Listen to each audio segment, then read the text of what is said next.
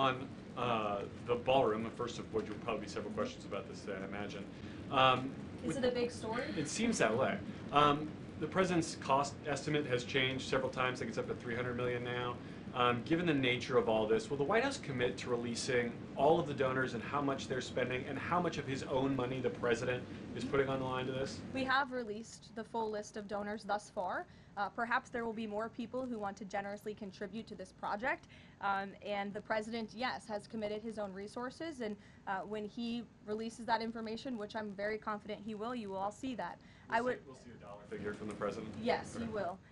And I would also just add the president has been incredibly transparent. I would reject any notion otherwise when it comes to this ballroom project. It's something he personally has obviously taken an interest into and has talked with all of you in this room many times about. You have seen the model in the Oval Office. Last night he showed that for you. But when this plan was presented and when these renderings, as soon as they were complete, the president directed me to come out here and to share them with all of you. I did an entire opening remarks about what this ballroom project was going to look like.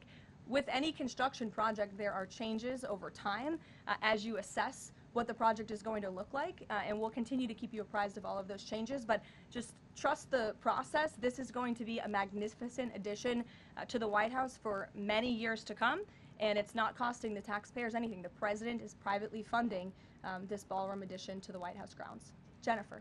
To follow up on that, one thing that's not in the president's model is the East Wing bunker, the president's emergency operations center. Can you say if his update, that $300 million, does that include the cost for upgrading that bunker?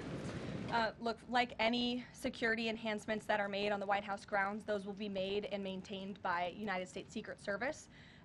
As for the cost of the ballroom and the construction itself, all of that is going to be, like I've said, privately funded and paid for by the president himself and many generous patriots who have stepped up.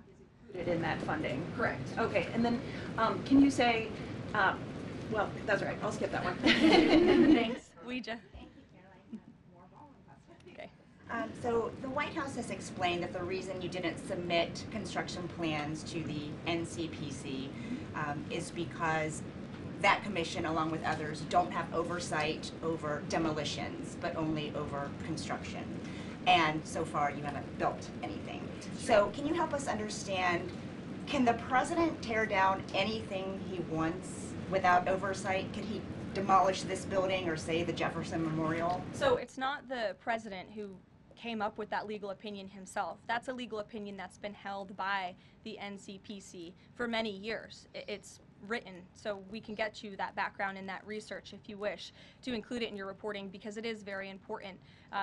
They have ruled consistently, their general counsel has said, when it comes to phase one of this project, the tearing down of the current East Wing structure, a submission is not required legally for that. Only for vertical construction will a submission be required, and that's a legal opinion from them, and we are following that legal opinion. And again, I would just add, can any president do such a thing to the White House grounds?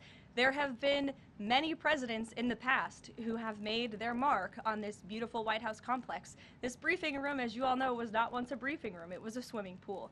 There have been presidents who have completely torn down the executive mansion. If you look at what President Truman did, some of the photos of the construction project that took place in those years, I think sitting here today, we're all grateful for those efforts and the modifications that happened at that time.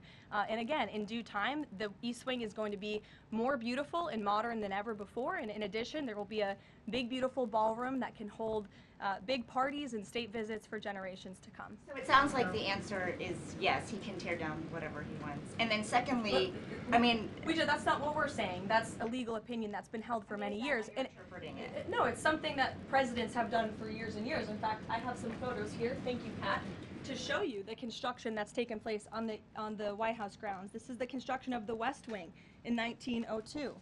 Look at this, the construction of the West Terrace in 1902. These images look quite similar to what you and the American people are seeing today, the construction of the East Terrace as well. Look at the construction of the West Wing expansion in 1934. So look, this is a legal opinion that's been held for many years. Look at, this is 1950.